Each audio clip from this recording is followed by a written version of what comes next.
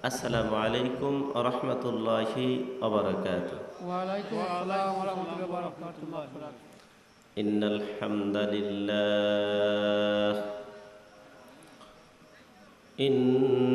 হামদালিল্লাহ নাহমাদুহু ওয়া নাস্তাঈনুহু ওয়া নাস্তাগফিরুহ ওয়া নাউযু বিল্লাহি মিন শুরুরি আনফুসিনা ومن سيئات أعمالنا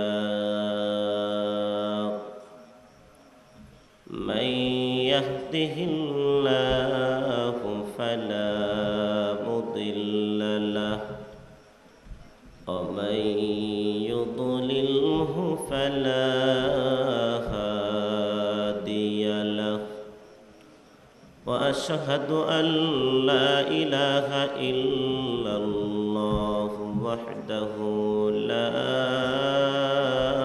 شريك له وأشهد أن سيدنا وسندنا وحبيبنا ومحبوبنا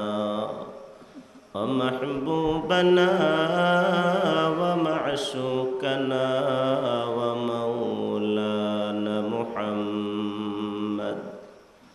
ومولانا محمدا عبده ورسوله أرسله بالحق بشيرا ونذيرا وداعيا إلى الله بإذنه سراجا وقمرا منيرا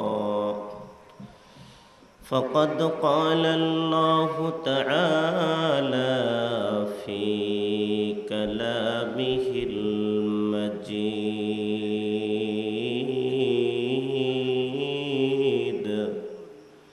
وفي فرقانه الحميد. أعوذ بالله من الشيطان الرجيم. بسم الله الرحمن الرحيم.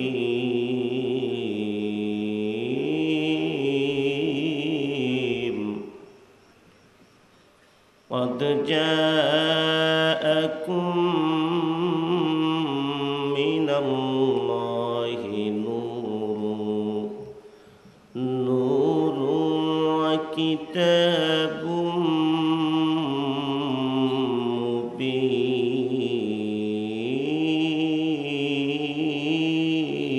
مبين. وقال تعالى وما أرسلناك إلا رحمة للعالمين.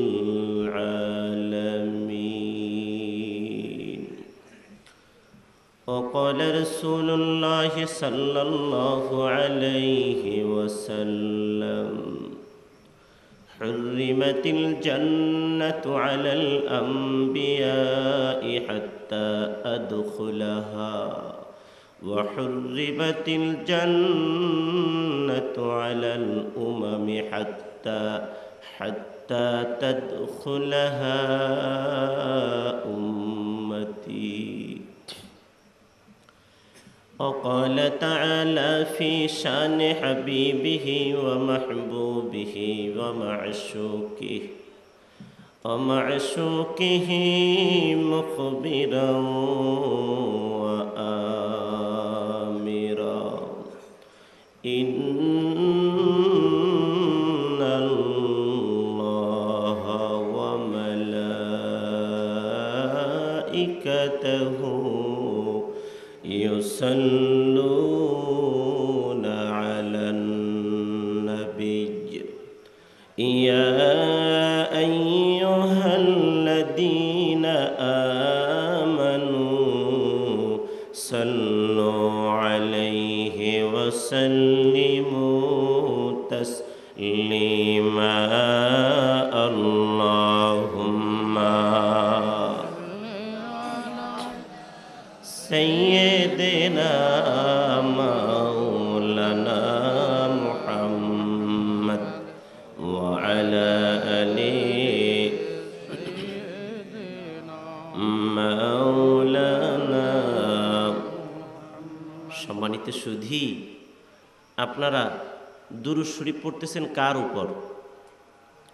নবীজির উপর। বলেন সবাই, কার উপর? আরো জোরে বলেন, কার উপর? তো নবীজির উপর দুরূদ শরীফ পড়বেন, আপনি নবীর উম্মত। আলহামদুলিল্লাহ বলেন না? আমি নবীর কি? উম্মত। এটা বলতে তৃপ্তি আছে না নাই? এই কথাটুকু বলতে যার অন্তর থেকে একটু মহব্বত আসে না, সে সত্যিকার অর্থে রসুলের উম্মত হতে পারে না। আমি রসুলের উম্মত, আমি নবীর উম্মত, এটা তো আমার বুক ভরা একটা স্বপ্ন, একটি তৃপ্তির সহিত বলতে পারি। আর সেই মানুষটা যদি নবীর দুরূদ শুনলে জবানটা বন্ধ রাখে, সে কেমন নবীর উম্মত আমার বুঝে আসে না। সম্মানিত শুধু একটু ছোট্ট কথা শুনে নেই, তারপরে মহব্বতে দুরূদ শরীফ পড়ি। আল্লাহর পয়গম্বর হযরত সুলাইমান আলাইহিস সালাম, তিনি 18,000 ভাষার ডক্টর ছিলেন। সুবহানাল্লাহ বলেন। কত হাজার ভাষা? 18,000 ভাষার ডক্টর ছিলেন। তিনি মৌমাছির ভাষা বুঝতেন। তিনি একদিন মৌমাছির কাছে জানতে চাইলেন যে, মৌমাছি, তোমরা দৈনিক তোমাদের বাসাবাড়ি থেকে বের হয়ে মধু আহরণের জন্য ফুল বাগানে যাও। কাঁচা, পাকা, পচা, গান্ধা অনেক ফুল থেকে তোমরা রস আহরণ করো, কিন্তু একটা ফুলের রস তো মিষ্টি না, ঠিক কিনা বলেন? তো এটা মিঠায় পরিণত হয় কেমন করে? নবী সুলাইমান আলাইহিস সালামকে জবাব দিলেন মৌমাছিরা, আল্লাহর পয়গম্বর সুলাইমান, এ আল্লাহর পয়গম্বর সুলাইমান, ভালো করে শুনে নেন। আমরা যখন আমাদের বাসা বাড়ি থেকে বের হই, মধু আহরণের জন্য ফুল বাগানে রওনা দেই, দেবার সময় রে আমরা আখিরি জামানার পয়গম্বর, সমস্ত নবীদের নবী যিনি, সমস্ত নবীদের ইমাম যিনি, রহমতের নবী যিনি, জান্নাতের চাবিকাঠি যারা হাতে দিবেন আমার আল্লাহ, ওই নবীর উপর মহব্বতে দুরূদ পড়তে পড়তে ফুল বাগানে যায়।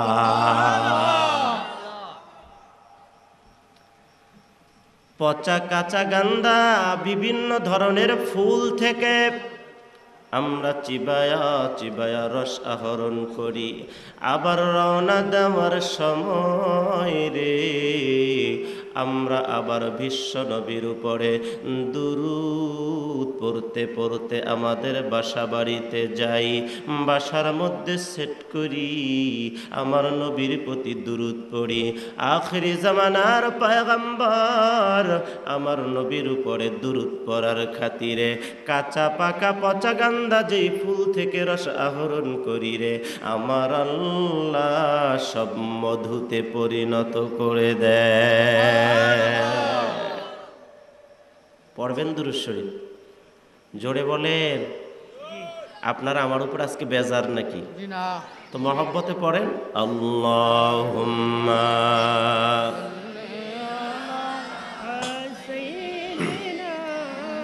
মাওলানা মুহাম্মদ ওয়া আলা আলি মাওলানা মুহাম্মদ আল্লাহুম্মা সাল্লি সাইয়্যিদিনা মাওলানা মুহাম্মদ ওয়া আলা আলি মাওলানা। আরে আমল নামায়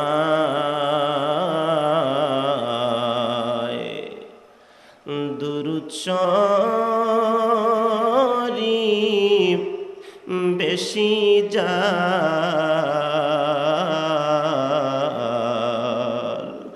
নবীজির ওই সুপারিশ আগে তার আল্লাহুম্মা জোরে সাইয়্যিদিনা মাওলানা মুহাম্মদ ওয়া আলা আলি সাইয়্যিদিনা মাওলানা ইয়া উম্মতি হাবলি বলে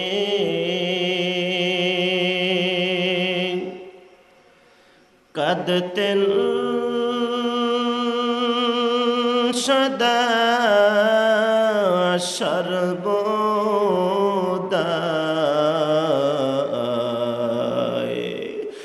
এখনো যার চোখের পানি জর সে সোনার মদিনা আল্লাহুম্মা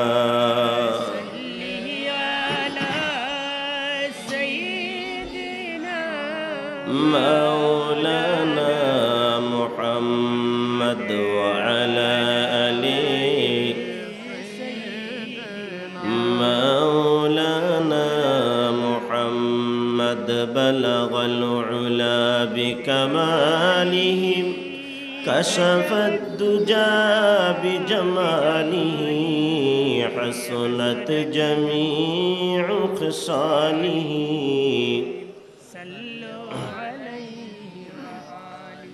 عشق محبوب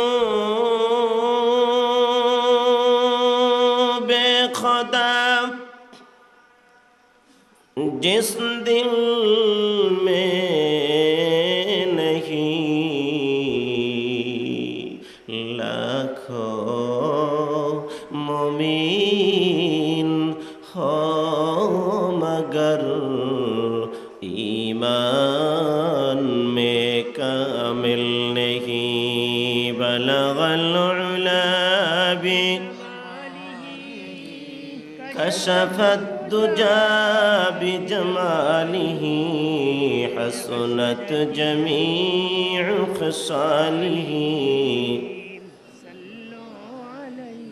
একটু জোরে লা ইলাহা ইল্লাল্লাহ লা ইলাহা ইল্লাল্লাহ লা ইলাহা ইল্লাল্লাহ লা ইলাহা ইল্লাল্লাহ লা ইলাহা ইল্লাল্লাহ জোরে লা ইলাহা ইল্লাল্লাহ আরো জোরে লা ইলাহা ইল্লাল্লাহ লা ইলাহা ইল্লাল্লাহ লা ইলাহা ইল্লাল্লাহ লা ইলাহা ইল্লাল্লাহ লা ইলাহা ইল্লাল্লাহ লা ইলাহা ইল্লাল্লাহ মুহাম্মাদুর রাসূলুল্লাহ সাল্লাল্লাহু আলাইহি ওয়াসাল্লাম। সম্মানিত সুধী, আমরা যারা জানি জবাব দিব, বলি তো সবাই আমার আল্লাহর জাতি নাম কি? কেউ জানেন না? সবাই বলেন আল্লাহ। আমার আল্লাহর জাতি নাম, জবান খুলে সবাই বলেন আল্লাহ। এ মায়ার কলিজার টুকরা যুবকেরা রে, আওয়াজখানা বাড়া দেন, আমার আল্লাহর জাতি নাম আওয়াজ দিয়ে বলেন আল্লাহ। আরো মায়া করে ডাক দেন আল্লাহ। আমার আল্লাহ বলে বান্দা শুনে নাও, আমি আল্লাহর জাতি নাম জবান দ্বারা একবার বললা রে, জবান দ্বারা একবার বলার পর আমি আল্লাহ খুশি হয়ে গেলাম, বারবার ডাকে সাড়া দিলাম। একবার ডাকে দেওয়ার কারণে আমি আল্লাহর 3000 নাম ডাকের সওয়াব আমল নামায় বসা দিলাম।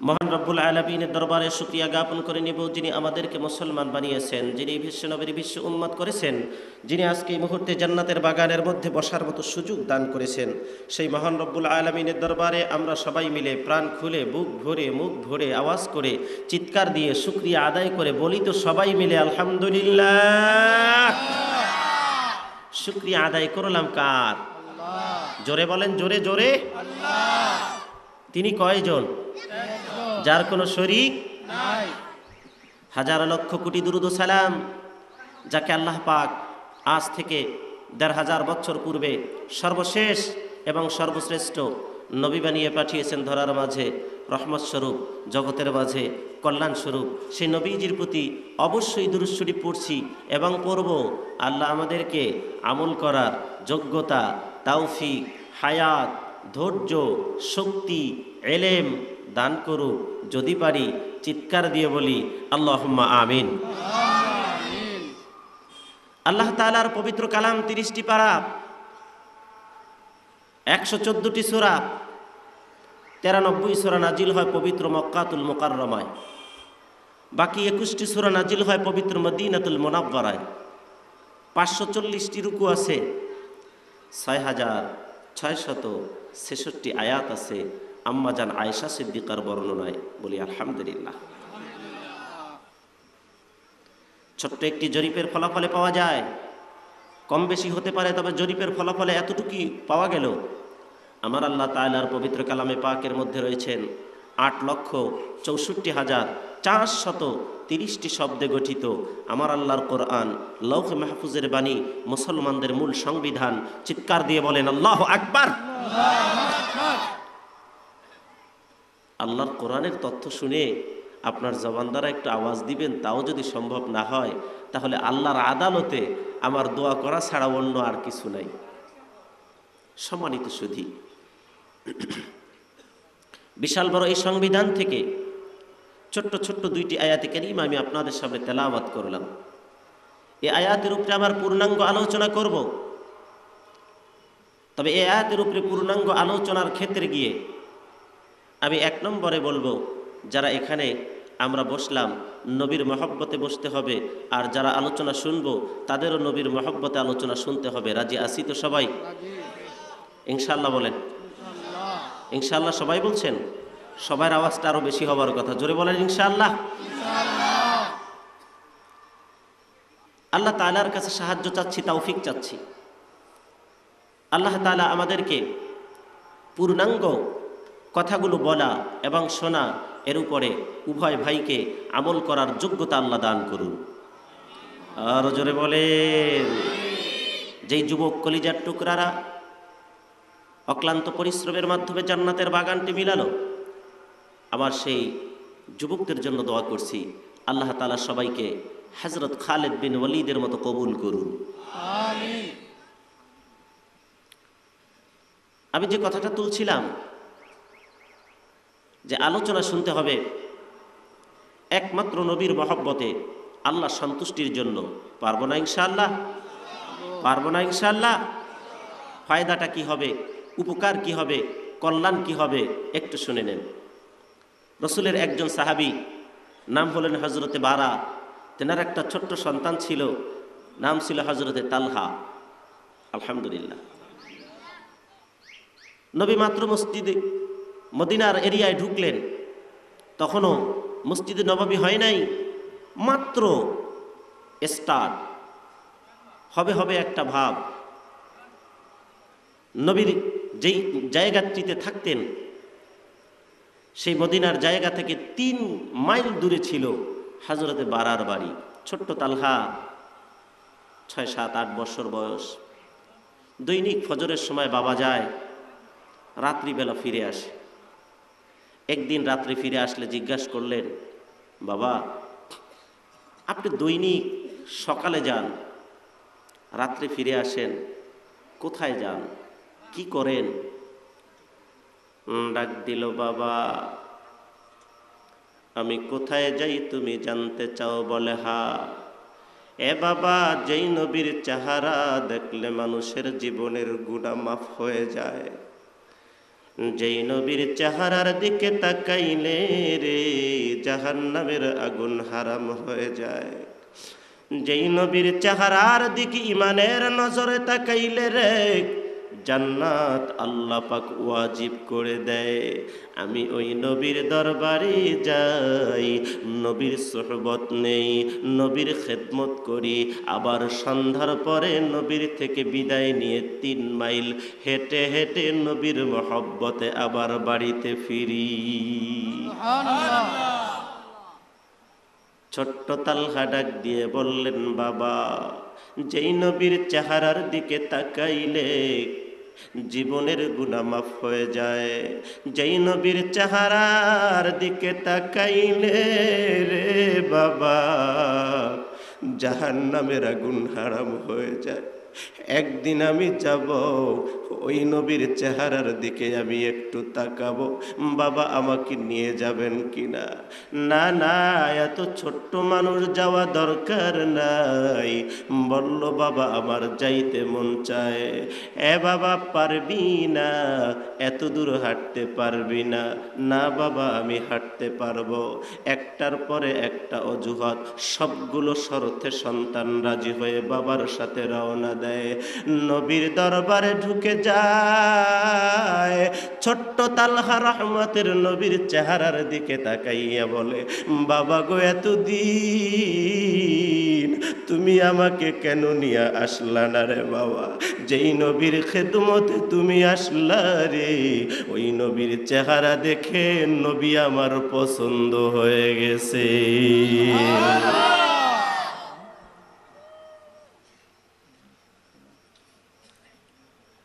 ডাক দিয়ে বলল, বাবা রে বাবা, এই নবীর চেহারা দেখে তো দৌড়াই,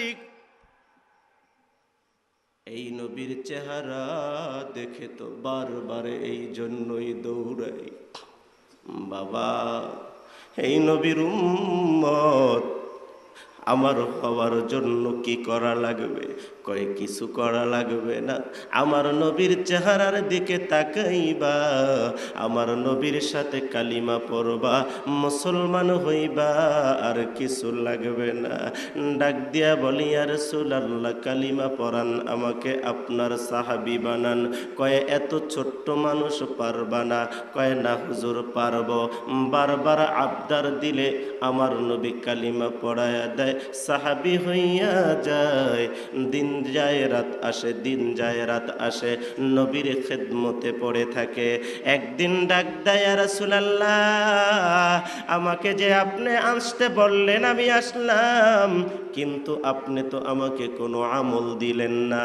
আমার নবী ডাক দেয়, তালহা রে তুমি ছোট্ট মানুষ, তুমি পারবা না আমল করতে?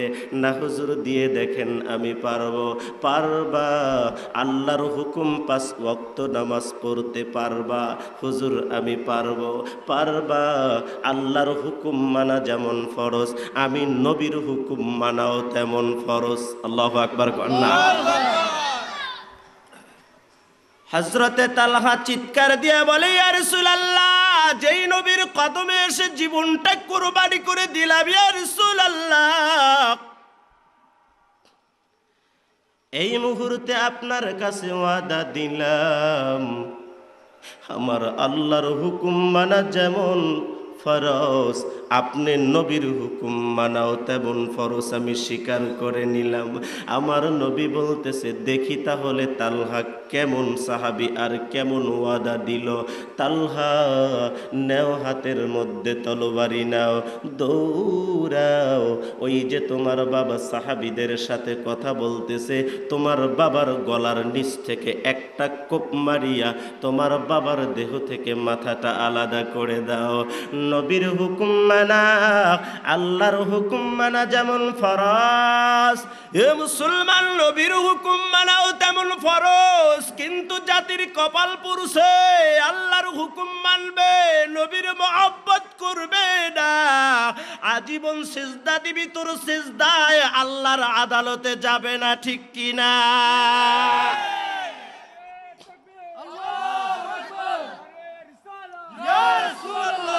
আমার ভাইরা, জিন্দাবাদ মন দিয়ে আলোচনা শুনেন, 16 আনা মন নিয়ে মাহফিলে বসবেন। রাজি আছেন তো সবাই? এ মুসলমান ইমানদার, হযরতে তালহা তরবারিটা নিয়ে দাঁড়ায়া গেছে। না, আমার আল্লাহর হুকুম মানা যেমন ফরজ, আমার নবীর হুকুম মানাও তেমন ফরজ। এই বলে তরবারি নিয়ে দৌড় দিছে ছোট্ট মানুষ। পিছন দিক থেকে আমার নবী ডাক দিছে, তালহা যাইও না, যাইও না। আমি নবীর শরীয়তের বিধানে এমন আইন নাই যে সন্তান বাবাকে হত্যা করবে, বাবা সন্তানকে হত্যা করবে। আমি শুধু তোমার ইমানের মজবুতি দেখার জন্য কথাটি বলছিলাম। তালহা, আমি খুশি হয়ে গেলাম, আল্লাহর আদালতে প্রাণ ভরে তোমার জন্য দোয়া করলাম। সুবহানাল্লাহ তালহা বাড়ি ঘরে চলে যায়। দিনের পরে রাত যায়, রাতের পরে দিন, গভীর রাত্রে ঘুমাইতে যাবে। শ্রদ্ধেয় পিতাকে ডাক দেয়, "ও বাবা, আপনার খেদমতে আমার একটা আবদার গো বাবা। আমি তালহা জানি না কখন মৃত্যু হবে, জানি না আব্বা। হয়তো বা এমন হবে রে, আপনি ঘরে আছেন, আমার আম্মা ঘরে আছে, তার মধ্যেই আমার মৃত্যু হবে, হইতে পারে কি না? এ বাবার আগে সন্তানের মৃত্যু হইতে পারে কি না?" পারে কিন্তু সন্তান তো এটা মনে করে না, কয় দাদা আছে, বাবা আছে, তারপরে আমার সিরিয়াল না, না, না। আমার আল্লাহ পবিত্র কোরআনে স্পষ্ট করে দেয়, ওমা তাদরি নাফসুম বিআইয়ি আরদিন তামুত।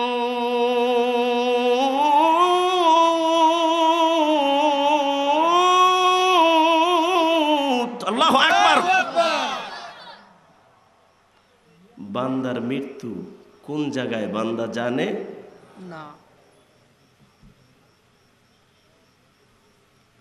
অন্যত্র আমার আল্লাহ পবিত্র কোরআনে জানিয়ে দেয়, বান্দার মৃত্যু কোন জায়গায় বান্দা জানে না। অন্যত্র আমার আল্লাহ জানায় বান্দার মৃত্যু কখন বান্দা জানে না। অন্যত্র আল্লাহ জানায় লোহার প্রাচীরের মধ্যে যদি লুকায় থাকুরে, মালাকুল মৌতের হাত থেকে বাঁচতে পারবা না। হযরতে তালহা বাচ্চা মানুষ কেমন ঈমান আনলেন দেখেন। ডাক দিয়া বলে, বাবা গো, হয়তোবা আপনি ঘরে থাকবেন, আপনার সামনে আমার মৃত্যু হবে, তবে বাবা, আমার নবীর দরবার থেকে আমাদের বাড়ি 3 কিলোমিটার দূর গো বাবা। এত দূরের পথ, আমার মৃত্যু যদি দিনের বেলায় হয়, এ বাবা, আমার নবীকে খবর দিবেন। আর যদি রাত্রি বেলায় আমার মৃত্যু হয় গো বাবা, আমার নবীর কাছে খবর দিবেন না। কারণ আমি তালহার মৃত্যুর খবর যদি আমার নবী শুনে, গভীর রাত্রে আমার নবী 3 মাইল হেঁটে আসবে আমার বাড়ি। এ বাবা, আমার নবীর বড় কষ্ট। গভীর রাত্রে অন্ধকারে যদি আমার নবী দৌড়ায়, আমার নবীর শত্রুর অভাব নাই। আমার নবীকে যদি শত্রুপক্ষ কোনো আঘাত দেয়, আমি আল্লাহর আদালতে জবাব দিতে পারবো না। আমি আল্লাহর আদালতে জবাব দিতে পারবো না বাবা। অতএব আমার মৃত্যু যদি রাতেরে হয়, আমার মৃত্যুর খবর আমার নবীকে শোনাবেন না। না শুনাইয়া দাফন কাফন সমাপ্ত করে পরের দিন ফজরে গেলে আমার নবীকে খবর দিয়ে দোয়া করতে বলবেন। আল্লাহর কুদরত বোঝা যায় না। হযরত তালহা এই কথাটি বলার কয়েকদিন পরে জমিন ছেড়ে চলে যায়। দেখবেন যেই বাচ্চা ঘরে ঘরে ঘরে বসে পাকা পাকা কথা কয়, বেশি বেশি কথা কয়, অনেক সময় আল্লাহ এই বাচ্চা জমিন ছেড়ে নিয়ে যায়, কিন্তু তার জবানের কথা মানুষকে কাঁদায়া যায়। ঠিক ঠিক কি না? ঠিক এ হযরতে তালহার জবান দ্বারা কথাগুলো শুনে মা কান্দে, বাবা কান্দে, গ্রামের মানুষেরা কান্দে। আহারে কেমন স্বর্ণের সন্তান চলে গেল রে।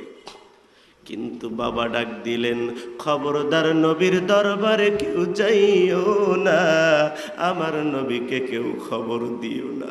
তার কারণ আমার তালহার ওসিয়াত, রাত্রিবেলা মৃত্যু হলে খবর নবীর কাছে পৌঁছানো যাবে না। রাত্রিবেলা দাফন কাফন সমাপ্ত করে ফজরের নামাজে যায়, কিন্তু ওই দিন তালহা তার পাশে নাই। আমার নবী সালাম ফিরাইয়া ছোট্ট পিচ্চি মুসল্লি নাই নাই নাই। আমার নবীর অন্তরে তো ধাক্কা লেগে গেছে। আমার তালহা তো ঘরে বসে থাকতে পারে না। এ মুসলমান, এ বাবা যদি নামাজি হয়, সন্তান কোনোদিন বেনামাজি হতে পারে না। বাবা যদি মসজিদমুখী হয়, সন্তান কোনোদিন মসজিদ ছাড়া অন্য রাস্তায় যায় না। বাবা যদি তার বাবার কবরের পাশে দাঁড়াইয়া দুই হাত তুলে আমার মালিককে ডাক দেয়, মালিক, তখন তার ছোট্ট সন্তান দেখে আমার আব্বা দাদার কবর জিয়ারত করে। আমারও আমার আব্বা মারা গেলে কবর জিয়ারতের দরকার। আবার একটা পর্যায়ে বের হয়ে গেছে কবর জিয়ারত নাকি বেদআত, বলেন নাউজুবিল্লাহ। এ না না না, মুসলমান ভালো করে শুনিয়া না, কবর জিয়ারত বেদআত না, কবর জিয়ারত সুন্নাত। সুবহানাল্লাহ কোন না? আমার নবী কবর জিয়ারত করছেন কিনা? কবর জিয়ারত করেছেন। এ মুসলমান ইমানদার, কিন্তু এখন সন্তান মসজিদে জামাতে আসবে তো দূরের কথা, ঘরের বৃদ্ধ লোকটা আসে না মসজিদে, ঘরের রাহবার যিনি আসে না মসজিদে, ঘরের প্রধান যিনি তিনি আসে না মসজিদে, এলাকার প্রধান যিনি তিনি আসে না মসজিদে, সমাজের প্রধান যিনি তিনি আসে না মসজিদে। যার জন্য এলাকার মানুষ বেনামাজি হইতেছে। আর এই বেনামাজি হওয়ার জন্য প্রধানকে আল্লাহর আদালতে জবাব দেওয়া লাগবে কিনা? কথা কি একটু করা হয়ে যাচ্ছে নাকি? বেজার হইয়েন না। আর বেজার হইলেও তেমন অসুবিধাও না। এ মুসলমান, হযরতে তালহা ডাক দিয়া বলে, হযরতে তালহার আব্বার কাছে রহমতের নবী সালামের পরে জিজ্ঞাসা করে, ও তালহার আব্বা, আমার তালহা কই? আজকে যে দেখি না, হযরতে বারা আওয়াজ দেয় না, জবান দিয়ে কথা বের হয় না, পানি টপ টপ করে পড়তেছে, গালের গোশতগুলো নাচতেছে, আর আওয়াজ আসে না। এবারে জবাব দে, কে রে? আমার তালহা কেন আসে নাই? আমার তালহার কি হয়েছে? হযরতে বারা ডাক দিয়ে বলে, ইয়া রাসূলুল্লাহ, আপনার তালহার কোনদিন আপনার পিছনে নামাজ পড়বে না। না না ইয়া রাসূলুল্লাহ, পড়বে না। আপনার পিছনে নামাজ পড়তে আর কোনোদিন আসবে না। কেন? কি হয়েছে ইয়া রাসূলুল্লাহ? তালহা গত রাত্রে জমিন ছেড়ে চলে গেছে, খবর দাও নেই কেন? আমার তালহার ওসিয়াত ছিল রাত্রিবেলায় মারা গেলে আপনি কষ্ট করে যাবেন। এই কষ্টের কথা স্বীকার করে আপনার মহব্বতে বলেছে আপনাকে খবর না দেওয়ার জন্য। রহমতের নবীর কলিজা ফেটে যায়। শিশু একটা বাচ্চা তালহা, আমি নবীকে কি ভালোবাসার দৃষ্টান্ত দেখিয়ে গেল জমিনের মধ্যে। আমার নবী বলে, এইভাবে করে যদি তোমরা আমাকে ভালোবাসতে পারো, জগতের উম্মত শুনিয়া নাও, এইভাবে করে যদি তোমরা ভালোবাসতে পারো, গোটা বিশ্ব ভূমণ্ডলের সমস্ত উম্মত আমি নবীর মসজিদের নবাবী এবং মদিনার মাটির চাইতে দামি হয়ে যাবে। এ মুসলমান, আল্লাহর বান্দা নবীর উম্মত হযরতে তালহা কেমন মহব্বত করত। আল্লাহর হুকুম মানা যেমন ফরজ, নবীর হুকুম মানাও তেমন ফরজ। এখন নবীর মহব্বতে, নবীর হুকুমে পিতাকে কতল করার জন্য রওনা দেয়, কিন্তু আমরা নবীর মহব্বতে এক পাও সামনে আগাইতে রাজি হই না। আমরা নবীকে যারা গালি দেয়, আমার রসুলকে যারা গালি দেয়, তার বিরুদ্ধে একটা জায়গায় সবাই আসতে পারি না, জবান দ্বারা আমরা একসঙ্গে স্লোগান তুলতে পারি না। আমরা নবীর মহব্বত করি, দাবি করি। এ মুসলমান মনে রাখবারে, কলিজার মধ্যে যদি নবীর সামান্য মায়া থাকে, তাহলে একটা মুসলমান রসুলের উপরে যদি কেউ গালি দেয়, এই কথা শোনার পর ঘরে বসে থাকতে পারে না, ঠিক কি না?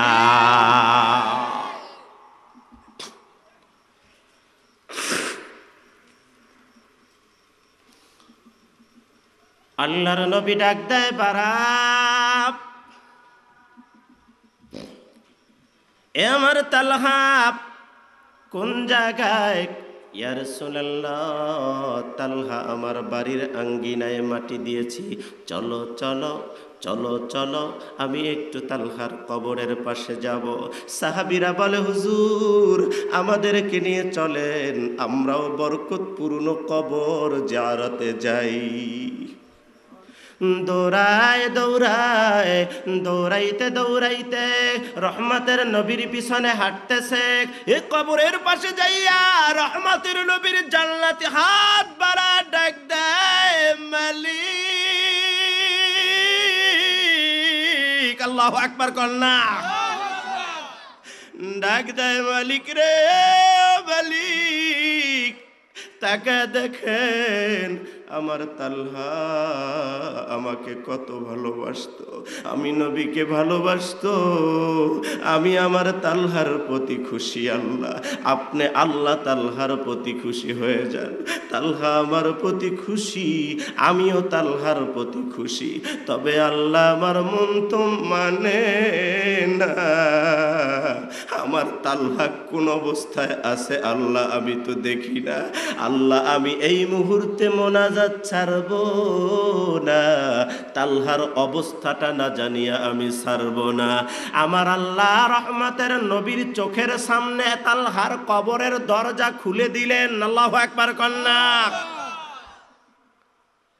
হযরতে তালহা জান্নাতের মধ্যে বসে আরাম উপভোগ করে, নবীর নামের দুরূদ পড়ে। আমার আল্লাহর হাবিব ডাক দেয়, মালিক আমার তালহার অবস্থান দেখে আমি খুশি হয়ে গেলাম। আল্লাহ মোনাজাত সমাপ্ত করে সাহাবীদের বলতেছে, ও সাহাবীরা, আমি নবী যা দেখি তোমরা তো দেখো না, আমি নবী যা জানি তোমরা তো জানো না। আমি নজর করে দেখলাম, আমাকে ভালোবাসার কারণে তালহা আমার আল্লাহর জান্নাতের শ্রেষ্ঠ মাকামে অবস্থান করতেছে। এ মুসলমান, ভূমিকা যদি লম্বা হয় শুনিয়া দাও, আলোচনা শুনতে হবে। আমার নবীর মহব্বতে রাজি আছি তো সবাই? আমার নবীর মহব্বতে বাকি কথা শুনতে রাজি আছি তো সবাই? আমার আল্লাহ পবিত্র কোরআনে জানিয়ে দেন, বিসমিল্লাহির রহমানির রহিম।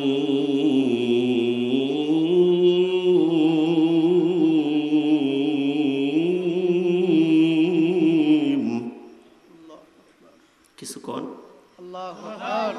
আর একটু জোরে কোন। ময়দানে বসছেন, যে বসার পরে কি ভালো লাগতেছে? ভালো লাগতেছে? ভালো লাগতেছে? আজকে যে আপনাদের ভালো লাগতেছে, আমি আপনাদের ছোট ভাই, সুদূর সেই পিরোজপুর বরিশালে আমার বাড়ি, আমি থাকি ঢাকার জমিনে। সেখান থেকে মুসাফির হালাতে এসে আমার আল্লাহর পবিত্র কোরআন ও কারীমের দলিল পেয়ে আপনাদেরকে জানিয়ে দিয়ে গেলাম, এই মুহূর্তে পৃথিবীর জমিনে যত ভালো মানুষ আছে, তার মধ্যে অন্যতম ভালো মানুষ হলো আমরা যারা আছি জান্নাতের বাগানের মধ্যে বসিয়া। চিৎকার দিয়ে বলেন আল্লাহু আকবার। এবং আমাদের মাথার উপরে সরাসরি আল্লাহর রহমত বর্ষিত হচ্ছে। বিশ্বাস হচ্ছে? বিশ্বাস হয়? দেখেন আল্লাহ বলছে,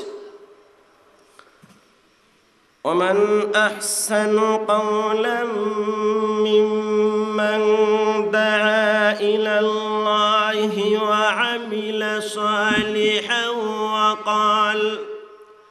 وقال إنني من المسلمين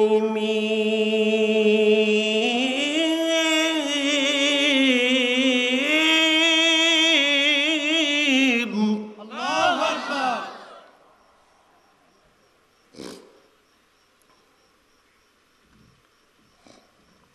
আবার আল্লাহ তাআলা জানিয়ে দিলেন তার কথার চেয়ে আর কার কথা ভালো হতে পারে, যে ডাকে আল্লাহর পথে। সুবহানাল্লাহ বলেন না? সুবহানাল্লাহ। এবং ওয়াবিলা সালিহা, নেক আমল করে, আমলে সলেহ করে। আমাদের সমাজে অনেক মানুষ আছে ভালো ভালো কথা শোনায় কিন্তু নিজে ভালো হয়ে চলে না, আছে না নাই? আছে। রং বেরঙের শোনায় কিন্তু নিজে আমল করে না। এ মুসলমান মনে রাখবেন, এমন মানুষ ভালো হতে পারে না, ভালো হতে পারে না, ভালো হতে পারে না। আমার আল্লাহ জানিয়ে দেয় ওই ব্যক্তির মতো ভালো মানুষ আর কেউ না, যার জবান দ্বারা বলে আল্লাহর কথা, যে জবানে ডাকে আল্লাহর দিকে মানুষকে এবং নিজে ভালো হয়ে চলে, আমলে সলেহ করে। আর ওই ব্যক্তি ওয়াকালা ইন্নানি মিনাল মুসলিমিন দাবি করে বলতে পারে সে মুসলমানের অন্তর্ভুক্ত। বলেন আল্লাহু আকবার। সম্মানিত সুধী, আমরা যে বাগানে বসে আছি, এই পৃথিবীর জমিনে সবচাইতে আমরা হলাম ভালো মানুষ। আর আমাদের মাথার উপরে আল্লাহর রহমত বর্ষিত হচ্ছে, এ কথা কি আমাদের সবার বিশ্বাস হচ্ছে? আল্লাহ বলছেন وَإِذَا قُرِئَ الْقُرْآنُ فَاسْتَمِعُوا لَهُ وَأَنصِتُوا لَعَلَّكُمْ تُرْحَمُونَ।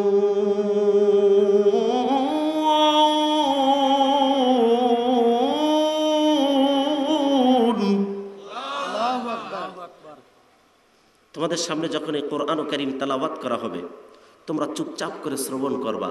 আর শ্রবণ করলে কি হবে?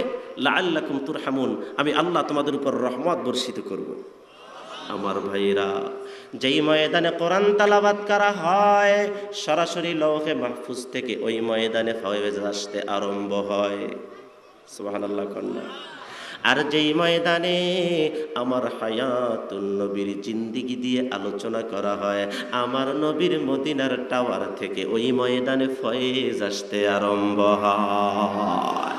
আর যেই ময়দানে ওলি আল্লাহদের জিন্দিগি নিয়ে আলোচনা করা হয়, আল্লাহর ওলিদের জীবনী থেকে আলোচনা করা হয়, এ মুসলমান শুনিয়া দাও, ওলি আল্লাহদের জিন্দিগি থেকে আলোচনা করার কারণে ওই ময়দানে ওলি আল্লাহর রুহানি ফয়েজ আসতে আরম্ভ হয়। তো এখানে যে বসছেন, বসার কারণে আপনারা সবাই ভাগ্যবান, পৃথিবীর সবচাইতে ভালো মানুষ। আল্লাহ আমাদেরকে গুনাহ নিয়ে ঢুকালেন, গুনাহ মুক্ত করে বাড়িতে ফিরায়া দিক। জোরে বলেন আমিন। আমিন। আমার আল্লাহ জানান। খুতবার আলোচনায় যাই। قد جاءكم من الله نور وكتاب মুবিন।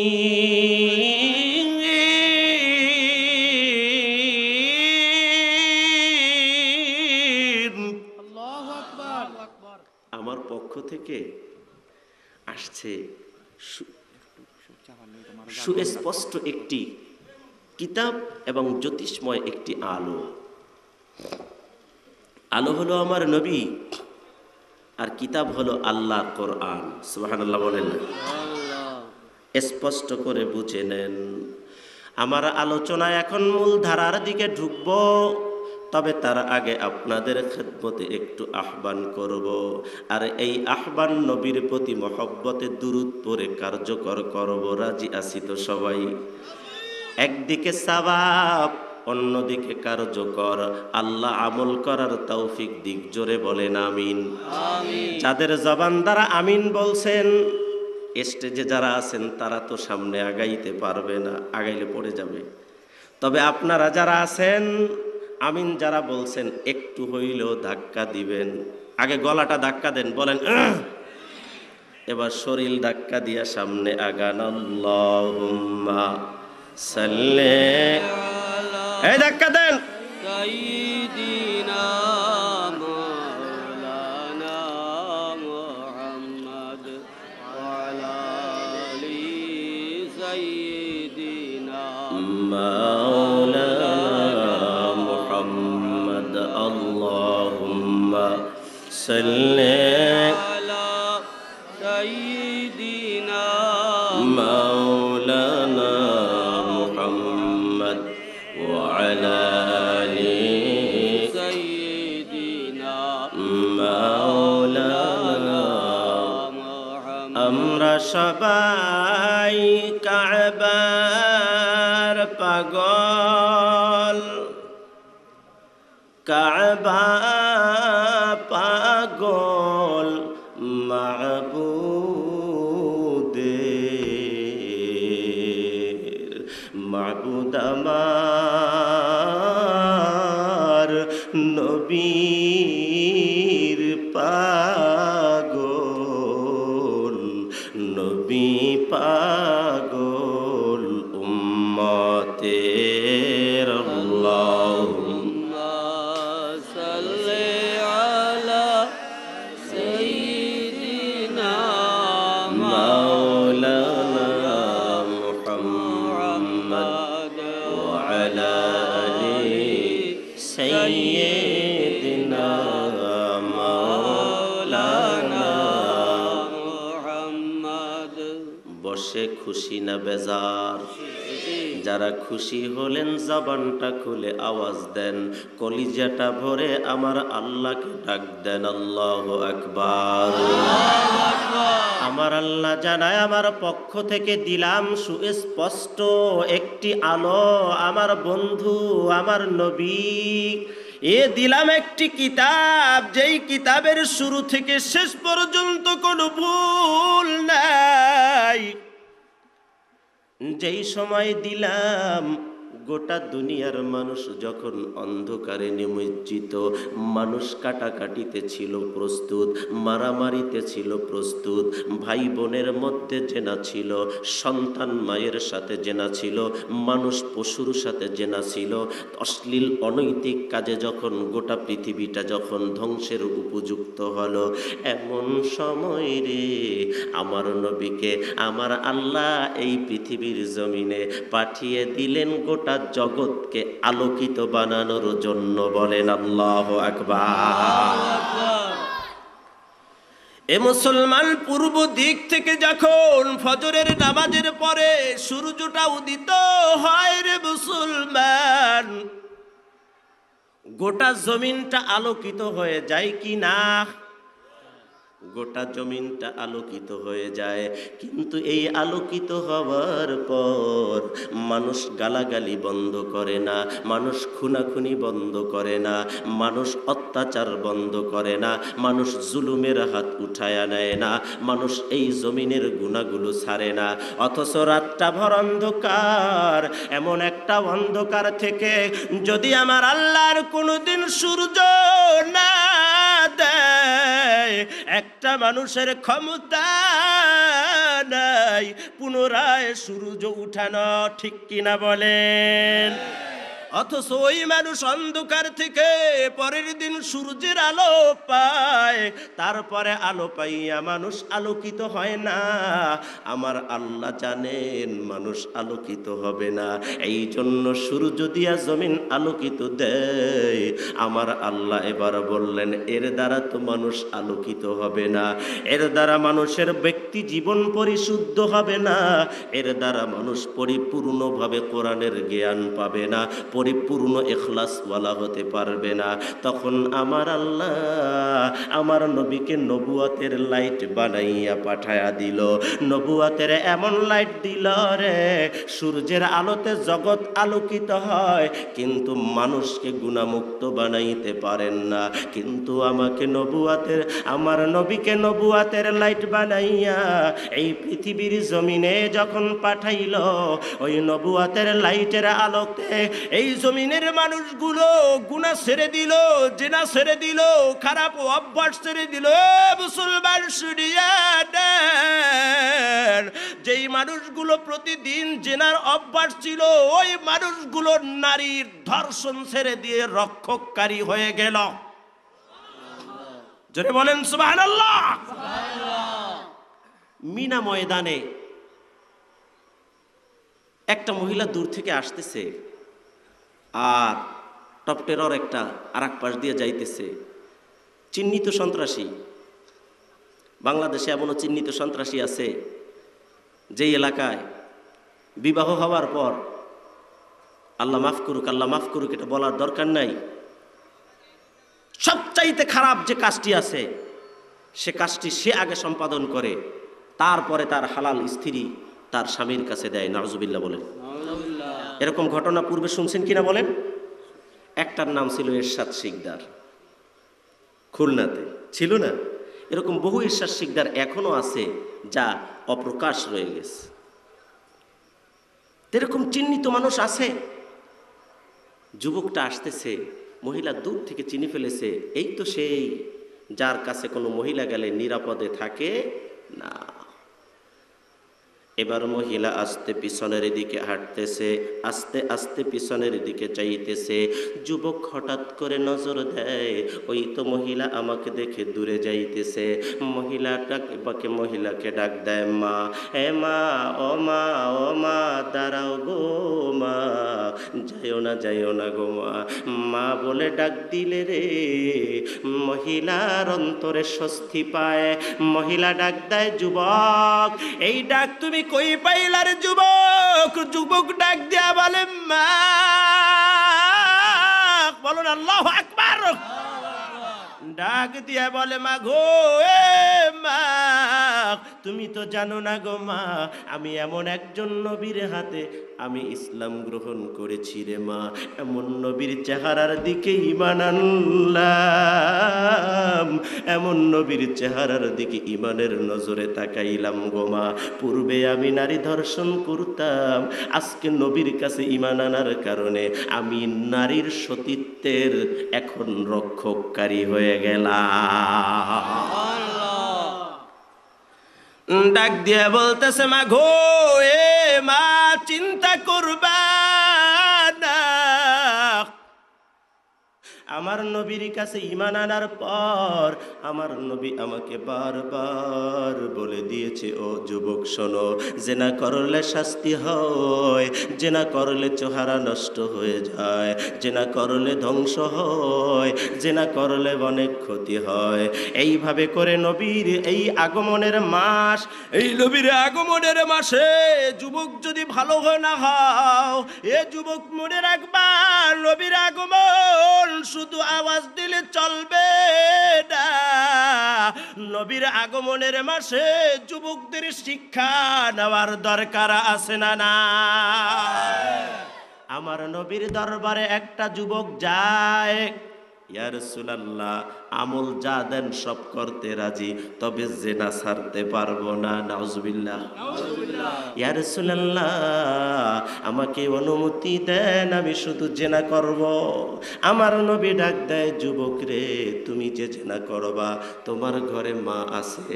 বলে, হুজুর আছে। ঠিক আছে, তুমি তো একদিকে জেনা করতে যাইবা রে, তোমার মায়ের কাছে মধ্যবয়সী একটা পুরুষ যাবে, যাবে জেনা করার জন্য কেমন লাগবে? কয় হুজুর কলঙ্ক, সমাজের মধ্যে মুখ দেখানো যাবে না। আমার মায়ের সাথে পরপুরুষ জেনা করলে আমাদেরকে সবাই তুচ্ছতাচ্ছিল্য করবে, আমাদেরকে গালি দিবে না, এটা মানতে পারি না গো নবী। আচ্ছা তোমার মায়ের কাছে যাবে না, তোমার ঘরে স্ত্রী আছে? বলে হ্যাঁ আছে। তোমার স্ত্রীর কাছে যাবে, কেমন লাগবে? না হুজুর পারবো না, আমার স্ত্রীর কাছে যদি কোনো পুরুষ যায় আমার জীবন থাকতে তাকে এই জমিনে রাখবো না। বলে তাই নাকি? বলে হ্যাঁ। ঠিক আছে যাও, তোমার ঘরে উপযুক্ত বোন আছে? বলে আছে। এ যুবক, তোমার বোন তোমার মায়ের কাছে যাবে না, তোমার স্ত্রীর কাছে যাবে না। এ যুবক, তোমার বিবাহিত উপযুক্ত বোনের কাছে একটা যুবক আজকে রাত্রে যাবে, কেমন লাগবে? কয় হুজুর বড় কলঙ্ক, এই বোনকে আমি বিয়ে দিতে পারবো না। আমার নবী ডাক দেয়, যুবক, মার কাছে গেলে তোমার সম্মান বাঁচে না, ক্ষমা করতে পারবা না। স্ত্রীর কাছে গেলে তুমি ক্ষমা করতে পারবা না, আবার তোমার বোনের কাছে গেলে বোনকে বিবাহ দিতে পারবা না। তাহলে তুমি যেই নারীর কাছে যাবা সে তো কারো মা, কারো ভাবি, কারো স্ত্রী, কারো বোন, সেটা তারাও তো কারো বোন, কারো মা, কারো ভাবি, কারো স্ত্রী। তারা যদি তোমাকে দেখিয়া ফেলে, যুবক শুনিয়া লও, তোমাকেও তো তারা এই দুনিয়ায় রাখবে না। ও যুবক, তাদের সম্মানও তো এই দুনিয়াতে থাকবে না।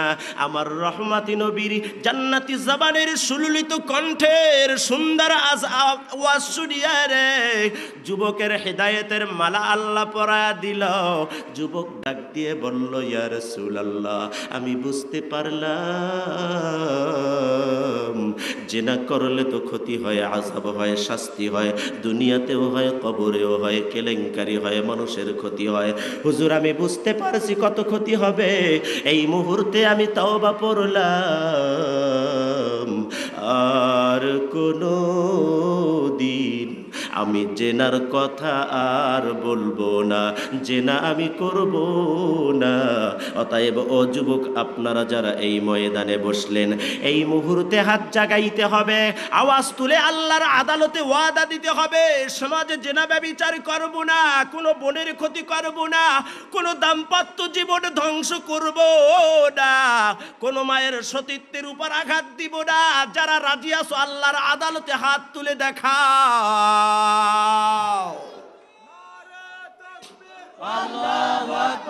হাতটা উঠান, উঠান, উঠান, সোজা করেন, হাত উঠান, কেউ নামাবেন না। তাকবীর শেষ হয়ে গেছে, হাত উঠান, কেউ নামাবেন না, খাড়া করেন, লারা দেন, লারা দেন। এবার বলেন, জেনা করবেন? জেনা করবেন? কোনো বোনের ক্ষতি করবেন? কোনো মাই হাত নামাইলেন কেন? ওখানে হাত নামাইছেন কেন? জাগান, হাত জাগান, হাত জাগান। কোনো বোনের ক্ষতি করবেন না, রাজি আছেন? মার ক্ষতি করবেন না, ভাবির ক্ষতি করবেন না, প্রতিবেশী কোনো মেয়ের ক্ষতি করবেন না। আল্লাহ কবুল করুক। আমিন। বেজার হইছেন? ব্যক্তি স্বার্থে আঘাত হইছে? তাহলে একবার দুরূদ শরীফ পড়েন, আল্লাহুম্মা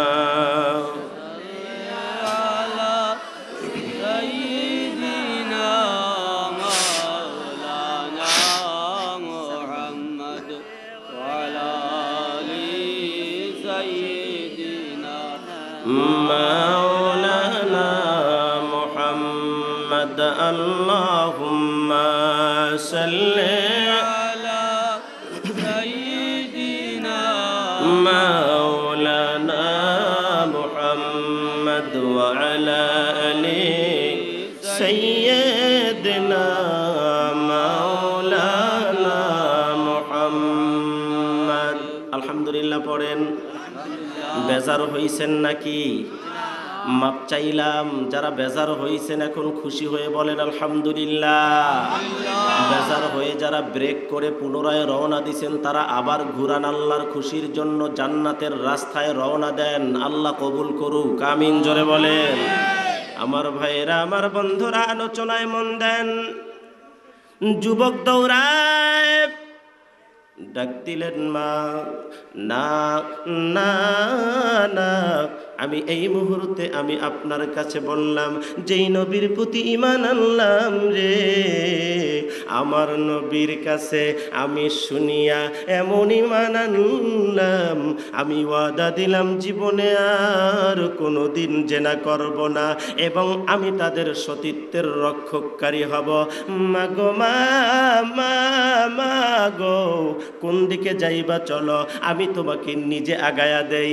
ও মুসলমান ইমানদার, আমার নবীর আগমনের মাস, আমার নবী এই নবুয়তের লাইট নিয়ে এই মাসে আসলেন, আর ওই নবীর আগমনে আজকের জান্নাতের মাহফিল, এই মাহফিলে বসে নবীর আদর্শ দিয়ে জীবন গর্ব রাজি আছি তো সবাই। কারণ আমার নবী এই জমিনে আসছে রহমত নিয়ে না গজব নিয়ে। রহমত নিয়ে। কিন্তু মুসলমান এক সমাজের মানুষের মধ্যে শোনা যায়, আমার নবীর আগমন শুনতেই পারে না। আছে না নাই? আছে। জোরে বলেন। এ মুসলমান ইমানদার, আপনার সাথে আমার কোনো বিরোধ নাই, কিন্তু বাবা শোনো শোনো শোনো, তোমার কি আমল হয়েছে, কি আমল তুমি প্রস্তুত করলা, যেই আমলের শক্তি দিয়া তুমি এই ব্যাপারে কথা বলতেছো? ইসলামের ব্যাপারে পরিপূর্ণ জ্ঞান না নিয়ামত বাড়ি দেখায় না, তোমরা যেই শক্তির দ্বারা মাদ বাড়ি দেখাও, তাদের কাছে জিজ্ঞাসা করো, তারাই পরিপূর্ণ সহি কোরআন সুন্নাহ এবং হুজুরের সুন্নাত তরিকায় চলে না, ঠিক কিনা? এ আলেম উলামার জবানের কথা তোমাদের বিশ্বাস হয় না, তোমাদের বিশ্বাস হয় টাই পরা কোনো ব্যক্তির কথা। আছে না নাই? টাই পরা ব্যক্তির কথা বিশ্বাস হয়। তবে আমি তোমার কাছে জিজ্ঞাসা করলাম, ও মুসলমান ইমানদার, আমাকে জানায়া দাও, কোন নবী টাই পরেছেন, কোন নবী কোট পরেছেন, কোন নবী প্যান্ট পরেছেন, কোন নবী রে ইসলামের দাওয়াত খ্রিস্টানের কাছে যাইয়া হিকমত দেখাইতে যাইয়া প্যান্ট পরেছেন? পরছে নাকি? কয় এটা পরিবেশে বাধ্য করছে। আল্লাহ রসুলের সুযোগ্য সাহাবী খলিফাতুল মুসলিমিন হযরত ওমর ফারুক রাদিয়াল্লাহু সুবহানাল্লাহ বলেন, যার শানে রহমতের নবী বলেছেন, লাউ কানা নাবিয়্যাম মিন বাদিহি লাকানা ওমর। আল্লাহু আকবার বলো। আমার পরে যদি কেউ নবী হয়, হযরত ওমর হইতো নবী। সুবহানাল্লাহ বলেন না? কিন্তু আমি নবী শেষ, আর কোন নবী আসবে না, অতএব ওমর নবী হইতে পারবে না। তবে নবী হওয়ার মতো যোগ্যতা, চরিত্র হযরত ওমরের আছে। এমন খলিফা, রাষ্ট্রীয় ভোজের পর্বে বিভিন্ন দেশের দূত আসলো, মেহমান আসলো, লাল চামড়াও আসলো, টাই পরাও আসলো, আবার সুন্নাত তরিকায় চলার লোকও আসলো। আলহামদুলিল্লাহ বলেন না? আলহামদুলিল্লাহ। তো হাত দিয়ে খাইতেছে, হাত দিয়ে। পাশ থেকে ওনার খাদেম বলল, হুজুর, এই রাষ্ট্রীয় ভোজে আপনি হাত দিয়ে খাইতেছেন, সবাই কাঁটা চামচ দিয়ে গুতায়া গুতায়া খায়, গুতানি বুঝেন তো? এটা আজকে হুজুর, এটা দেখা যায় না, এটা ভালো দেখায় না, এটা সভ্যতার খেলাফ। নাউজুবিল্লাহ বলেন না? নাউজুবিল্লাহ। যেই নবী সভ্যতা নিয়ে পৃথিবীতে আসলো, সেই আচরণ নাকি সভ্যতার খেলাফ। আজকে হকপন্থী কোরআন সুন্নাহর আলেমেরা যখন, উলামায়ে কেরামরা যখন স্টেজে কথা বলে, ওটা তোমার মজা লাগে না? যাদের চেহারার সাথে, যাদের পোশাকের সাথে কোরআন সুন্নাহর কোনো মিল নাই, ওটা তোমাদের বিশ্বাস খুব ভালোভাবে হয়, ঠিক কিনা বলো? ওটা খুব ভালোভাবে বিশ্বাস হয়। কোন মসজিদের ইমাম ছিল, কোন মাদ্রাসায় পড়ালেখা করছে, একটা আয়াত যদি তোর ইমাম পড়তে পারে সহি শুদ্ধ করে, আমি আনসারি এই মুহূর্তে বলে গেলাম, রেকর্ড হচ্ছে ভিডিও সহকারে, তোর জাকির নায়েক যদি একটা আয়াত পড়তে পারে কোরআন সুন্নাহর সহি আলোকে, সহিভাবে যদি একটা আয়াত পড়তে পারে, আমি আনসারী এই মুহূর্তে বললাম, জিন্দিগিতে কোনোদিন মাইকের সামনে আর বসবো না। আল্লাহু আকবার।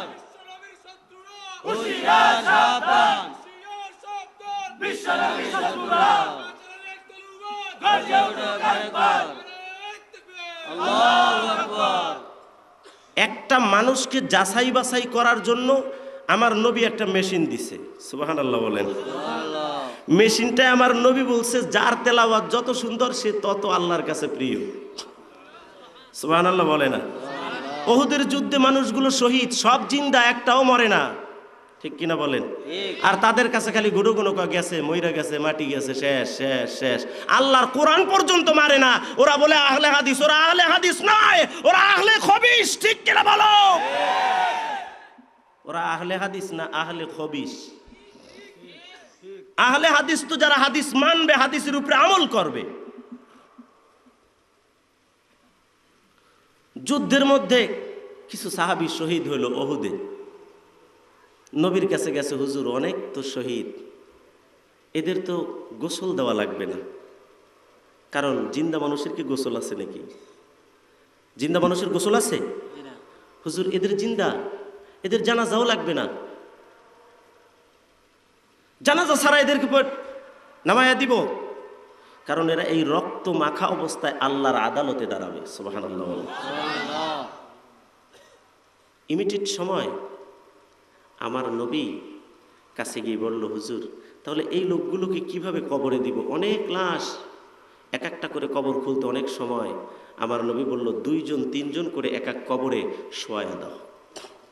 সুবহানাল্লাহ। আমার নবীর কাছে বলল, ইয়া রাসূলুল্লাহ, কবরের মধ্যে যে 3 জন শোয়া দিব, কাকে আগে নামাবো? সুবহানাল্লাহ বলেন না? আমার নবী ডাক দিল, সাহাবীরা এত কথা আমাকে জিজ্ঞাসা করিও না, আমার কলিজার টুকরা সাহাবীগুলা বিদায় নেয়, আমার মন তো ভাঙা, জিজ্ঞাসা করবা না, তোমরা তো তাদের সম্পর্কে ধারণা রাখছো, তোমরা দেখো কার তেলাওয়াত সুন্দর ছিল, যার তেলাওয়াত সুন্দর ছিল তাকে আগে কবরে নামায়া দাও। এ যার ইমামতি করার যোগ্যতা নাই, পবিত্র কোরআন সহি পড়ে পড়ার যোগ্যতা নাই, এমন একজন মানুষের দলিল তোমরা খুব ভালোভাবে মেনে নাও। আর আলেম উলামা মাদ্রাসায় পড়ে, আলেম উলামা নিজেরা কিতাব পড়ে, কিতাব দিয়ে আলোচনা করে, সহি হাদিসগুলো তোমাদের সামনে তুলে ধরে, এরপরেও মজা লাগে না। মনে রাখবা, মনে রাখবা, টাইওয়ালা কোনো মুসলমানও হতে পারে না, প্যান্ট পরিয়া টাই পরিয়া এটা কোনো মুসলমানের পোশাকও হতে পারে না। মনে রাখবা, মনে রাখবা, যার পোশাক যেইভাবে তার সাথে তার হাসর হবে। এবার হিসাব মিলায়া দেখো, কার সাথে তুমি যাইবা জান্নাতের মধ্যে, আর কার সাথে যাইবা তুমি কোন রাস্তার দিকে। তবে আমি এটা আশা করি না, মানুষকে গালাগালি করার বক্তা আমি না, তোমাকে হিট করার মতো কোনো কথা বলা আমি না। ও মুসলমান ইমানদার, একজন মুসলমান তো দূরের কথা, একটা কাফেরকে ধাক্কা দিয়ে ফেলার অনুমতি ইসলামে নাই। আমার নবী বলছে, আজকের কাফের কালকে কালিমা পড়লে মুসলমান, অতএব ধমক দিও না, ঠিক কিনা? এই জন্য এলাকার মুসল্লিরা শুনিয়া লোক, যেই লোক বলে বাংলাতে খুতবা পড়লে হক আদায় হয়ে যাবে, নাউজুবিল্লাহ বলো, এরকম শত শত কথা যদি নতুন নতুন করে চালিয়ে দেয়, ও মুসলমান মনে রাখবা, তার কথার দ্বারা কোনোদিন সহি বুঝ হতে পারে না। পথভ্রষ্ট মানুষ কোনোদিন সহি পথ দেখাইতে পারে না, দেখাইতে পারে না। যদি জানতে হয়, বুঝতে হয়, যদি আমাদের মতো আলেমদের কথা তোমার ভালো না লাগে, এই দেশের আলেমদের কথা তোমার ভালো না লাগে, তাহলে কোনো মাদ্রাসায় ভর্তি হয়ে যাও। বাংলাদেশ ভালো না লাগলে অন্য মাদ্রাসায় ভর্তি হও, তবে বাহিরের রাষ্ট্রে কর্মচারী দিয়া কাজ করিয়া আসিয়া বাংলার জমিনে আলেমদের সাথে বেয়াদবি করবা না, ঠিক কিনা? যদি কোরআন হাদিস বুঝতে চাও, আলেম উলামা যদি তোমার এই দেশের পছন্দ না হয়, তাহলে বাহিরে চলে যাও, যাইয়া বড় বড় ভার্সিটিতে ভর্তি হও, মদিনা ইউনিভার্সিটির ছাত্র হও, ওমর ইউনিভার্সিটির ছাত্র হও, মিশর আল আজহারে চলে যাও, সেখানে গিয়ে ডিগ্রি প্রাপ্ত হও, তারপরে আসিয়া আলেমদের কদমে পড়িয়া যাইবা। আল্লাহ আমাদের সহি বুঝদান করুক, জোরে বলেন আমিন। বেজার হইছেন? অসুবিধা কি? আমার ভাইয়েরা, আমার বন্ধুরা, চলেন আমরা সামনের দিকে যাই, বাকি কথাটুকু শুনি। আমার নবী এই জমিনে আসলেন রহমত স্বরূপ। কথাটি আমার না, কথাটি কার?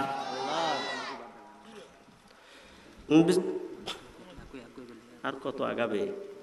কষ্ট হচ্ছে ওনাদের, পিছনে জায়গা আছে না? একটুও নাই? ভাই একটু ছোট্ট কথা শুনেন, ওঠা বসা করবেন না, আগে কথাটা শুনেন তারপরে উঠেন। আমার নবীর ওয়াজ শুনতে অনেক সাহাবীর ওয়াজ শুনতেছে, পাগলের মতো তাকায় আছে নবীর চেহারার দিকে, এই উদ্দেশ্যে যে হুজুরের চেহারার দিকে তাকাইলে কিছু পাই আর না পাই, জাহান্নাম তো হারাম। জোরে কয় না? তাকায়েই আছে, তাকায়েই আছে। তিন ব্যক্তি হঠাৎ করে ঢুকছে, সামনে দিয়ে যাইতেছে।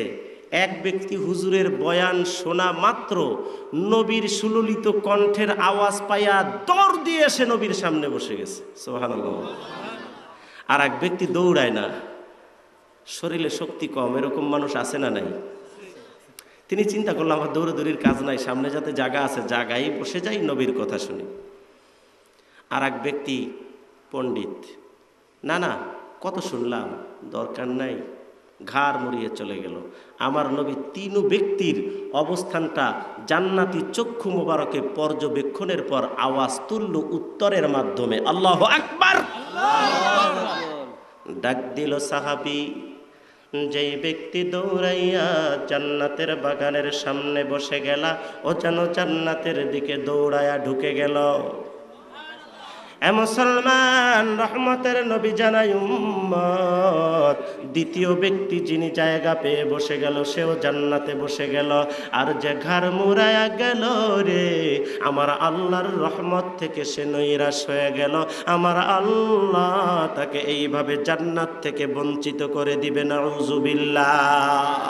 এ মুসলমান ইমানদার, যাদের সম্ভব হয় নিজে আর একটু নাড়াচাড়া দেন, নাড়াচাড়া দিয়ে সামনের অনেক খালি জায়গা আছে, আল্লাহর ভয় আর নবীর মহব্বত, আল্লাহর সন্তুষ্টি আর নবীর মহব্বতের সামনের দিকে এগিয়ে আসেন। লা ইলাহা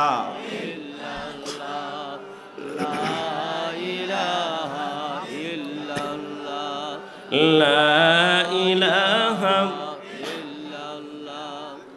লা ইলাহা। আসেন, একটু কষ্ট হলে আসেন।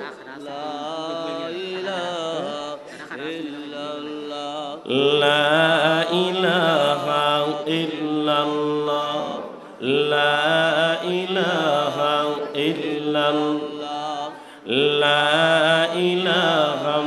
এই বদ অভ্যাস কিছু মানুষের থাকে। লা ইলাহা ইল্লাল্লাহ, লা ইলাহা ইল্লাল্লাহ, লা ইলাহা ইল্লাল্লাহ, লা ইলাহা ইল্লাল্লাহ, লা ইলাহা ইল্লাল্লাহ, মুহাম্মাদুর রাসূলুল্লাহ।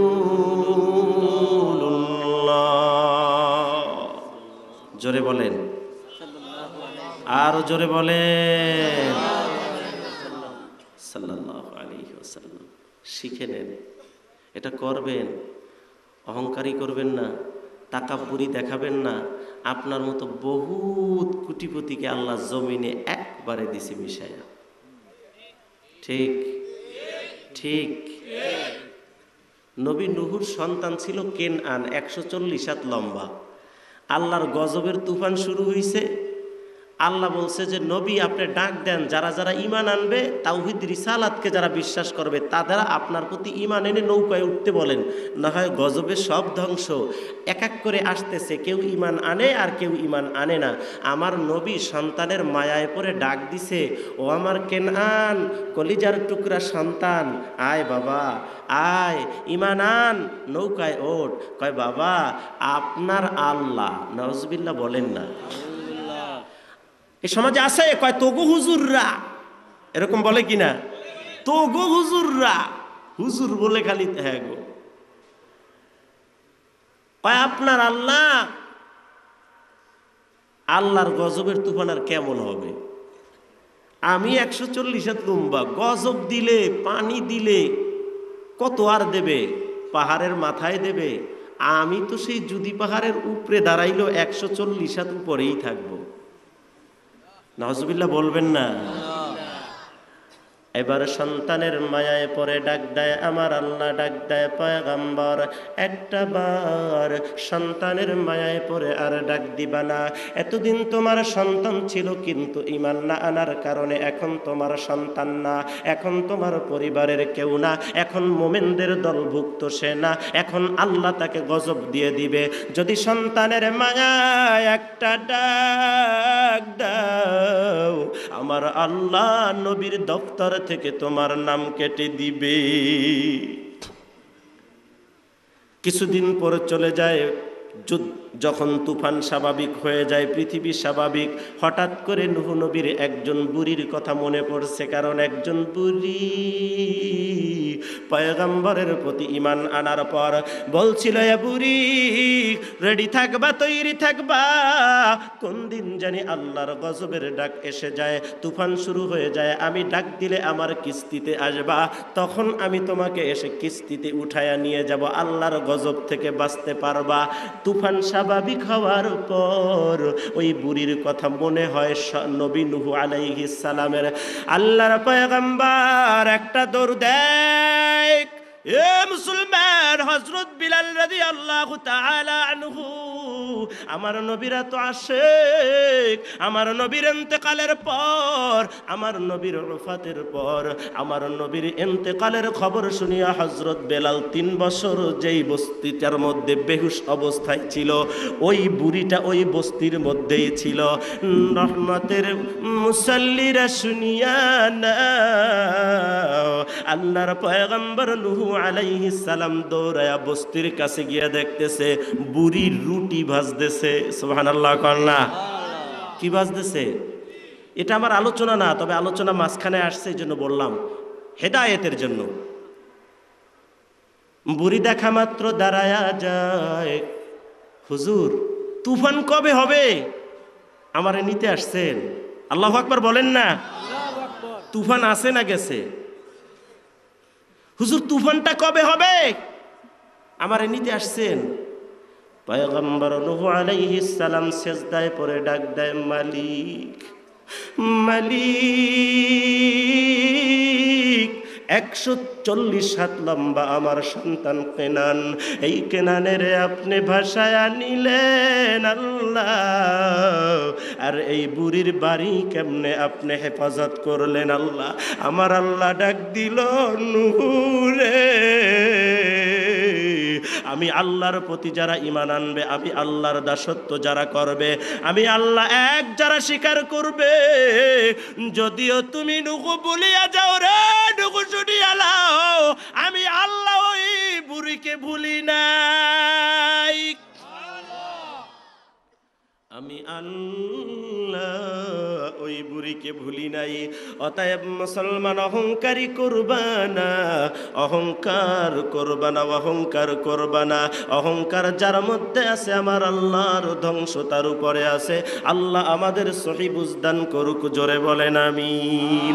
আমার নবী এই জমিনে আসলেন রহমত স্বরূপ, বললেন আমার আল্লাহ পবিত্র কোরআন 17 নম্বর পারায় আমার আল্লাহ জানিয়ে দিলেন, وما أرسلناك إلا رحمة للعالمين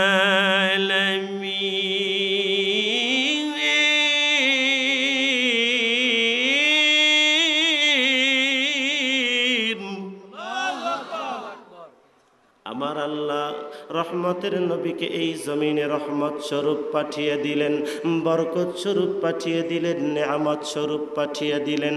কেমন নেয়ামত! আমার নবী পবিত্র হাদিস শরীফে, বুখারী শরীফের মধ্যে আমার নবী জানিয়ে দেন, قال رسول الله صلى الله عليه وسلم حرمت الجنة على الأنبياء حتى أدخلها وحرمت الجنة على الأمم حتى تدخلها أمتي الله أكبر كنا মুসলমান ইমানদার আমার রহমতের নবী বলে উম্মত সমস্ত পয়গম্বরের জন্য জান্নাতে যাওয়া হারাম। শুনিয়ে নাও, সমস্ত পয়গম্বরের জন্য জান্নাতে যাওয়া হারাম যতক্ষণ না পর্যন্ত আমি নবী জান্নাতে না যাই। সুবহানাল্লাহ কাল্লা। আর সমস্ত পয়গম্বরের উম্মতের জান্নাতে যাওয়া হারাম গো যেই পর্যন্ত আমার নবীর এতিম উম্মত জান্নাতে না যায়।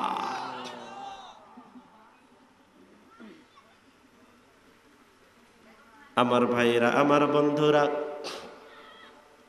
হাসরের ময়দানে আমার সমস্ত পয়গম্বর 1 লক্ষ বলেন আর 2 লক্ষ বলেন, সমস্ত পয়গম্বর আলাইহিস সালাম আমার নবী ব্যতীত আদম আলাইহিস সালাম থেকে ঈসা রুহুল্লাহ পর্যন্ত সমস্ত পয়গম্বর আমার আল্লাহর আরশের মধ্যে গিয়ে বলবে, মালিক আও আমার আল্লাহ, আমরা তো পয়গম্বর, আমাদেরকে তো আপনি জান্নাত দিবেন। আয় আল্লাহ, আমাদেরকে তো জান্নাত দিবেন। আপনার আদালতে দরখাস্ত জানাইলাম গো আল্লাহ, আপনার আদালতে দরখাস্ত জানাইলাম আল্লাহ, আমরা তো সমস্ত পয়গম্বর জান্নাতে যাব, হাসরের ময়দানের কঠিন তাপদাহ আমাদের সহ্য হয় না আল্লাহ, আমরা বরদাস্ত করতে পারি না আল্লাহ। আপনি আল্লাহ যদি আমাদের জান্নাতের পারমিশন দেন, আমরা পয়গম্বর সব আল্লাহর জান্নাতে চলিয়া যা। আওয়াজ জোরে দিয়ে বলেন সুবহানাল্লাহ। আওয়াজ দিয়ে বলেন, কষ্ট হয় নাকি? বেজার আছেন নাকি? মুখটা হাসি দিয়ে একবার চিৎকার দিয়ে বলেন আলহামদুলিল্লাহ।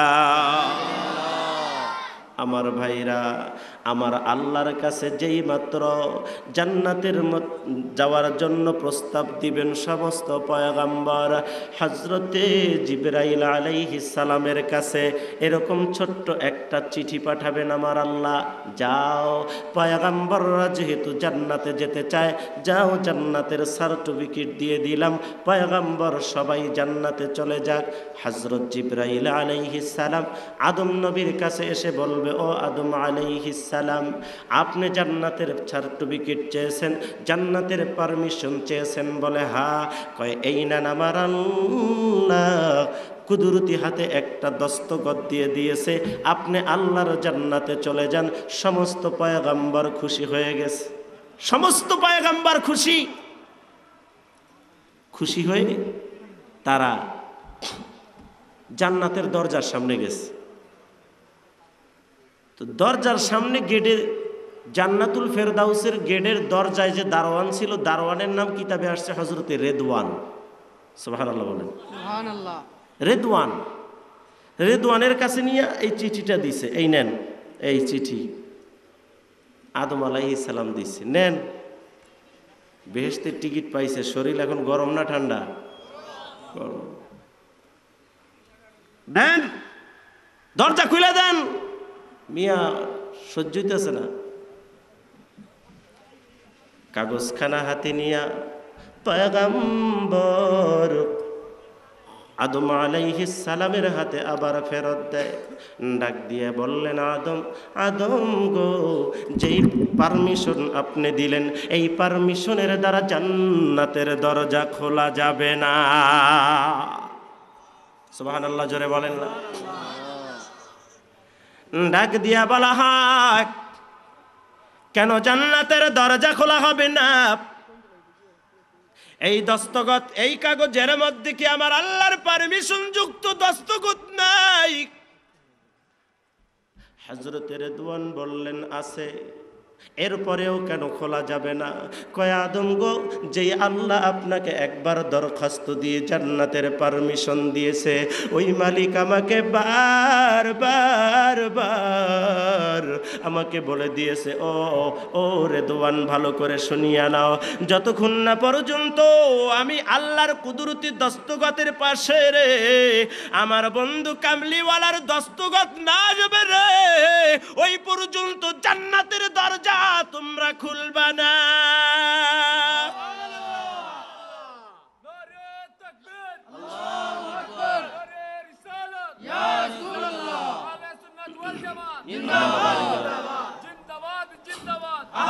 ওই পর্যন্ত জান্নাতের দরজা খুলবা না। এখন চিন্তা করতেছে, হায় হায়, যেই নবীরে বাদ দিয়েই আইছিলাম জান্নাতে যাওয়ার জন্য, এখন এই নবীর দস্তখত বলে লাগবো জান্নাতে যাওয়ার জন্য। সুবহানাল্লাহ বলেন না? আমার ভাইরা, আমার বন্ধুরা, মনোযোগ দিয়ে আলোচনা শোনেন, বাকি কথা শেষ করে দেই। আমার রহমতের নবী এবার খোঁজা শুরু ধরলো, আমার নবী কোন জায়গায়? তালাশ করতেছে, যাইতেছে, চারদিক দিয়ে দৌড়ায়, নাই আমার নবীকে পায় না।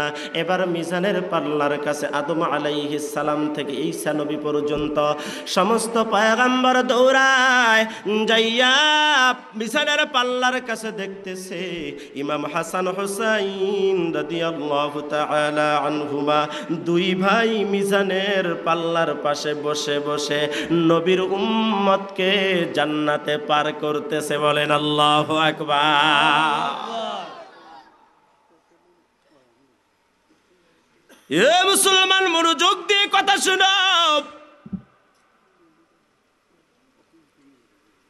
হযরত আদম আলাইহিস সালাম সালাম দেয়, কিন্তু সালামের জবাব ইমাম হাসান হুসাইন দেয় না।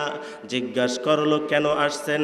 বলে, আল্লাহর আদালতে পারমিশন চাইছিলাম, আমার আল্লাহ পারমিশন দিয়েছে, কিন্তু এই পারমিশনের সাথে তোমার নানার একটা সিগনেচার না থাকার কারণে রিদওয়ান জান্নাতের দরজা খুলে না, আমরা পয়গম্বর জান্নাতে যাইতে পারি না। বলে, তাই? বলে, হ্যাঁ।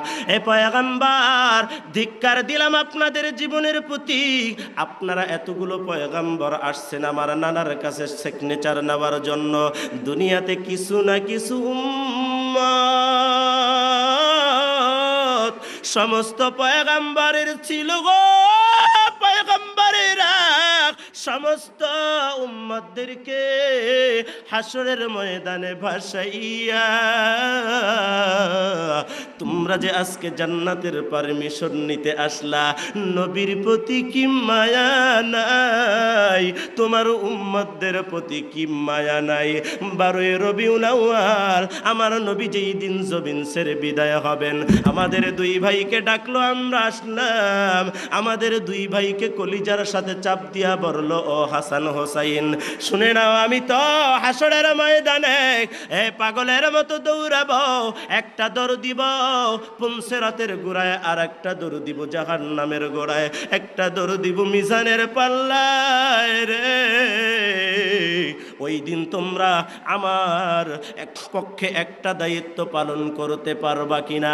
বলে, না না ভাই, কি দায়িত্ব বলেন? বলে, দায়িত্ব পালন করবা ইমাম হাসান হুসাইন, দায়িত্ব তোমরা পালন করবা। হাসরের ময়দানে আমি তো পাগল হয়ে থাকব রে। কি কোনো অসুবিধা আছে? এই আপনারা এমন করেন কেন? শুনেন, কোনো আওয়াজ দিবেন না, কোনো কথা বলবেন না। এত কথা বলেন কেন? আলোচনার ক্ষেত্রে কোনো ডিস্টার্ব দিবেন না। নির্দিষ্ট টাইমে আলোচনা ছাড়বো, 1 সেকেন্ড আগে 1 সেকেন্ড পরে না। দৈনিক আলের গরু যত কম সাউন্ড যায় ততই বালা। কথা কয় না? এই কথা জোরে কর না, কোনো সাউন্ড দিবেন না। দুরূদ শরীফ পড়েন, আল্লাহুম্মা সাল্লি আলা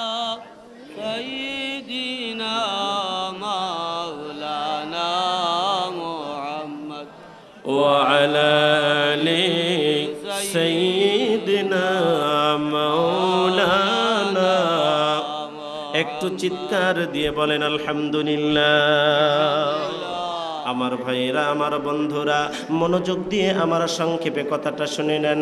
ইমাম হাসান হোসাইন রাদিয়াল্লাহু তাআলা আনহু ডাক দিয়ে বললেন, এ নবীরা, আমাদের দুই ভাইকে আমাদের ডাকলো, আমরা আসলাম। আমাদেরকে ধরে বলল, না না ভাই গো, হাসরের ময়দানে উম্মতের জন্য আমি গলা কাটা মুরগির মতো ছটফট করব, পাগলের মতো দৌড়াবো। ওই মুহূর্তে আমার পক্ষে তোমরা দায়িত্ব পালন করবা, তোমরা মিজানের পাল্লার মধ্যে বসে থাকবা।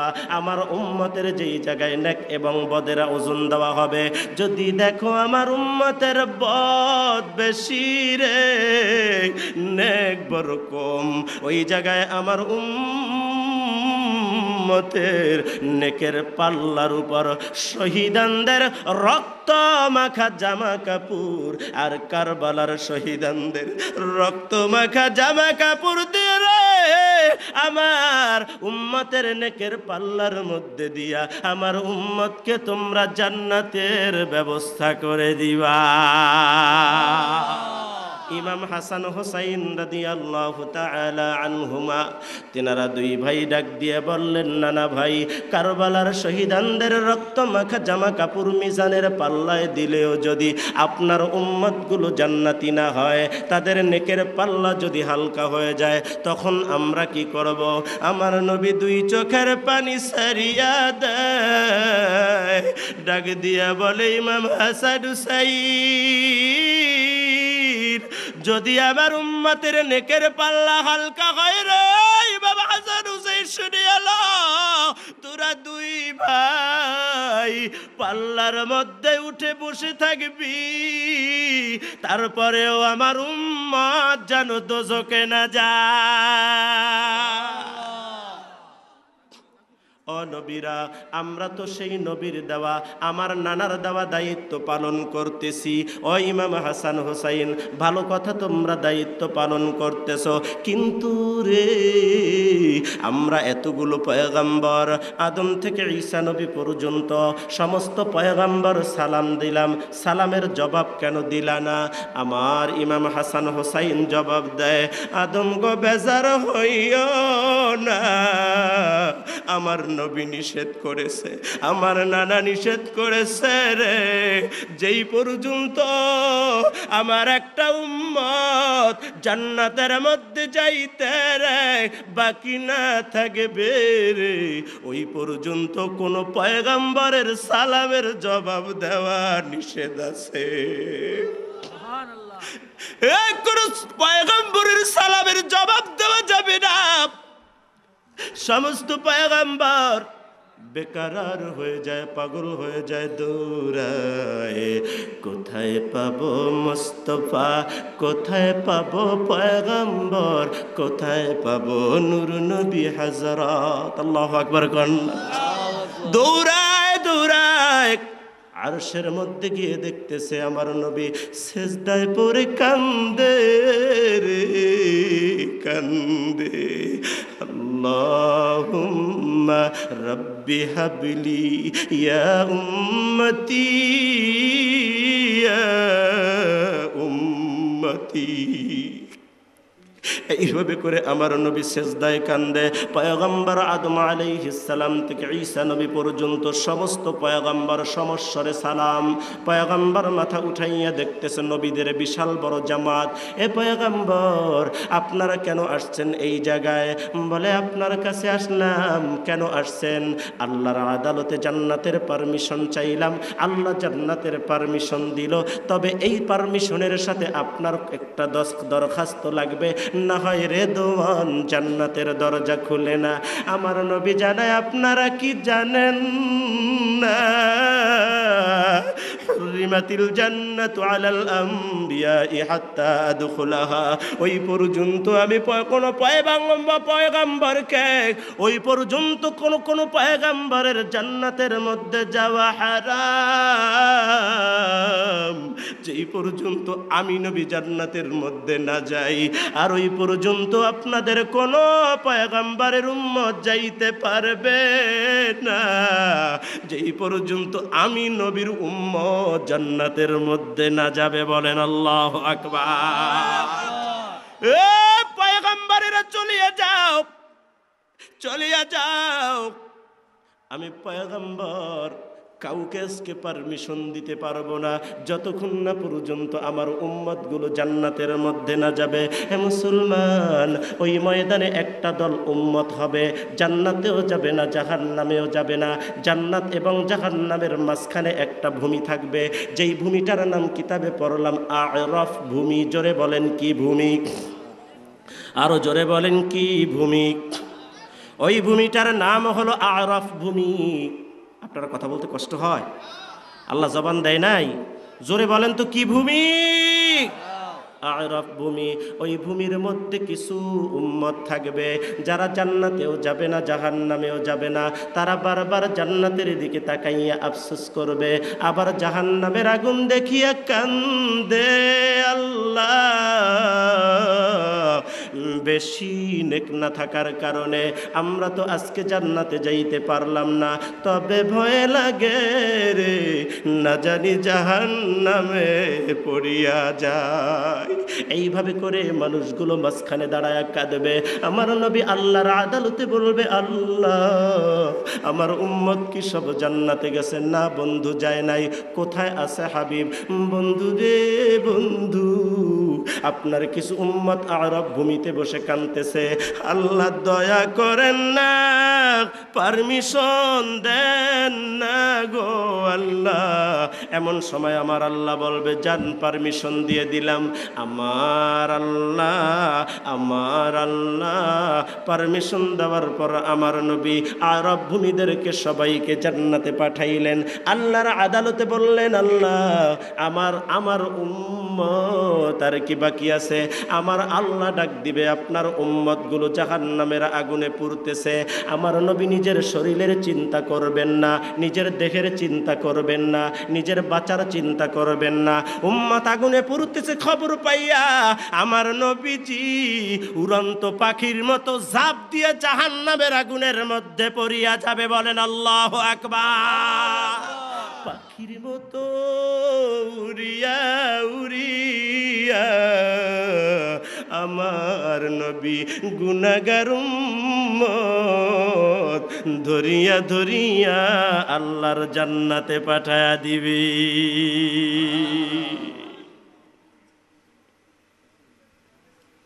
তবে আমার নবী ঢোকার সাথে সাথে জাহান্নাম আর জাহান্নাম নাই, সব কি হয়ে গেছে? ফুল বাগান। সুবহানাল্লাহ কোন? সাদাকাল্লাহুল আযীম ওয়া সাদাকা রাসূলুহুন নাবিয়্যুল কারীম ওয়া নাহনু আলা যালিকা মিনাশ শাহিদিন ওয়াশ শাকিরিন ওয়ালহামদুলিল্লাহি রাব্বিল। বাসলে আবার দেখা হবে। দোয়া চাই, দোয়া করি, সবার সুস্থতা কামনা করি, সবার দীর্ঘায়ু কামনা করি। এলাকার প্রবাসরত সকল প্রবাসীদের দীর্ঘ হায়াত সুস্থতা কামনা করি। আর যারা মাহফিল করলেন সমস্ত কলিজার টুকরা যুবকদের জন্য অন্তর খুলে দোয়া করি। সবাইকে আল্লাহ 5 ওয়াক্ত নামাজি হিসাবে কবুল করুন। আর জোরে বলেন আমিন। আপনাদের এলাকার জন্য আমি নতুন মানুষ, আল্লাহর পক্ষ থেকে যে ফয়সালা আসলো সেই অনুযায়ী কথা বললাম। সবার কাছ থেকে দোয়া নিলাম, মুসাফির হিসাবে দোয়া করলাম। সবার সুস্থতা দীর্ঘায়ু কামনা করে আজকের জন্য এখানেই সালামের মাধ্যমে বিদায় হয়ে গেলাম। আমার জন্য দোয়া করবেন। আর ছোট্ট একটি সংশোধন করে দেই, আসলে এটা কারো দোষ ছিল না। আবু ওমর এই নামটুক কিন্তু আমার সন্তানের নাম। আলহামদুলিল্লাহ বলেন। বিষয়টা ছিল নেটে নাসিরউদ্দিন চাপ দিলে পরে বাংলাদেশে নাসিরউদ্দিন আনসারীর বক্তার না অভাব নাই। যারা এই নেটের ভিতরে মাহফিল দেখেন, কথা ঠিক কিনা বলেন, কয়েক ডজন আছে নাসিরউদ্দিন আনসারী। তো একটু আলাদা দেওয়ার কারণ হলো যাতে আলাদা নামটা ক্লিক করলে ফার্স্টেই আমার আলোচনাগুলো আসে। কথাটা কি বুঝে আসছে? এই জন্য আমার নাম মোহাম্মদ নাসিরউদ্দিন খান আনসারী। তো আবু ওমর, ওমরের পিতা। আবু শব্দের অর্থ কি? পিতা। ওমর আমার সন্তানের নাম। ওমরের পিতা নাসিরউদ্দিন আনসারী। আলহামদুলিল্লাহ বলেন। কথা কি বুঝে আসছে? দোয়া করে দিয়েন, যাও আমার সন্তান এখনো 2 বছর পুরো পার হয় নাই, এর মধ্যে পোস্টারে নাম উঠে গেছে, আল্লাহ কবুল করুক। কথা বলে না তারপরেও? আপনারা কি বেজার হইলেন? সালামের জন্য প্রস্তুত হন, সালামের জবাব দেওয়ার জন্য। মা আলাইনা ইল্লাল বালাগ। আসসালামু আলাইকুম ওয়া রাহমাতুল্লাহ।